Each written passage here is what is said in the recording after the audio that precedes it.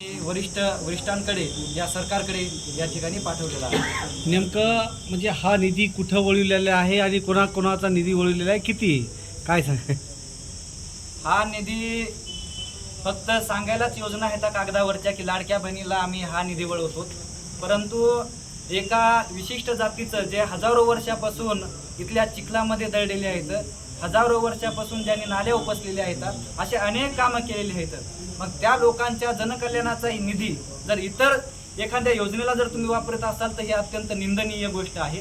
हा वापरा ना, बाबासाहेबांच्या संकल्पनेमधून जर आपण धरलं तर हा निधी एखाद्या शाळेला जाऊ द्या, ज्यांचं विद्यार्थ्यांचं भलं होईल, हॉस्पिटलसाठी जाऊ द्या। कोरोनामध्ये बी निधी वळवण्यात आला, पण तेव्हा कोणी काय महाराष्ट्रामध्ये कुठलाही इथला SC STचा वर्गामधला एकही व्यक्ती बोलला का? नाही, कारण तो माणसं जगवण्याचा निधी होता ना।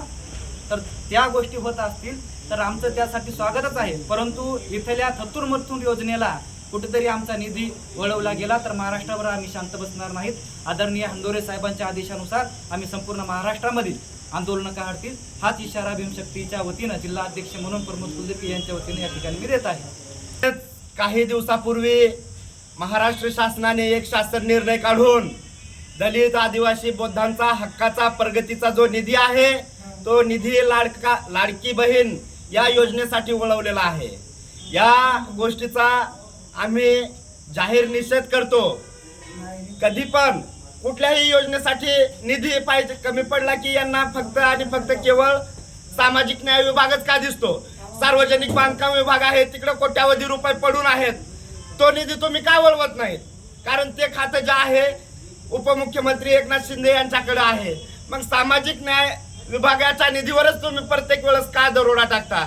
यापूर्वी देखील काही दिवसापूर्वी एक शासन निर्णय काढून यांनी मुख्यमंत्री तीर्थदर्शन योजनेसाठी देखील सामाजिक न्याय विभागाचा निधी वळवला। आता परत 450 कोटीच्या आसपास यांनी हा निधी वळवलेला आहे। हा निधी आमचा हक्काचा निधी आहे, प्रगतीचा निधी आहे। आपण पाहिला असेल काही दिवसापूर्वीच रमाई घरकुल योजना जी आहे तिची अवस्था काय होती, त्याच्यासाठी निधी नव्हता, बजेट नव्हतं। इकडं अनुसूचित जाती जमाती अत्याचार प्रतिबंध कायदा आहे, त्यांच्या अत्याचारग्रस्तांसाठी पीडितांसाठी जो निधी आहे तो निधी अद्यापपर्यंत नाही। पीडितांना त्यांचे पैसे, अत्याचारग्रस्तांना त्यांचे हक्काचे पैसे आतापर्यंत मिळालेले नाहीत। आणि अशी ही परिस्थिती महाराष्ट्रामध्ये असताना हा जो निधी वळवलेला आहे यासाठी आम्ही भीमशक्ती या सामाजिक संघटनेच्या वतीने जे आंदोलन निघलं त्या आंदोलनास आमचा national Dalit movement for justice या सामाजिक संघटनेचा पूर्ण पाठिंबा आहे। शासनानं हा जो काय निधी वळवलेला आहे हा निधी तात्काळ परत केला पाहिजे, सामाजिक न्याय विभागाला परत केला पाहिजे आणि सामाजिक न्याय विभागाच्या जे जनकल्याणाच्या योजना आहेत त्याच योजना त्यामधून राबवल्या गेल्या पाहिजे। हा असा आमचा आजचा या शासनाला इशारा आहे।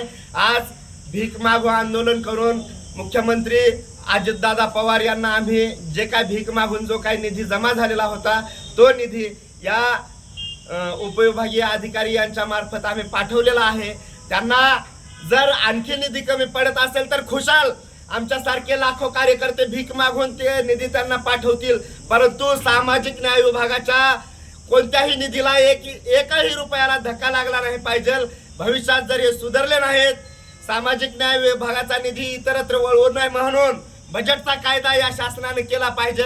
जर असं झालं नाही तर भविष्यात आम्ही सर्व जाती धर्माचे, सर्व सामाजिक संघटनेचे लोक, सर्व भीम अनुयायी हातात हात घालून सर्व आमचे वैयक्तिक हेवे दावे आम्ही सर्व विसरून या महाराष्ट्रामध्ये मोठं आंदोलन करून महाराष्ट्र पेटवल्याशिवाय शांत राहणार नाही। जय भीम, जय भारत, जय संविधान।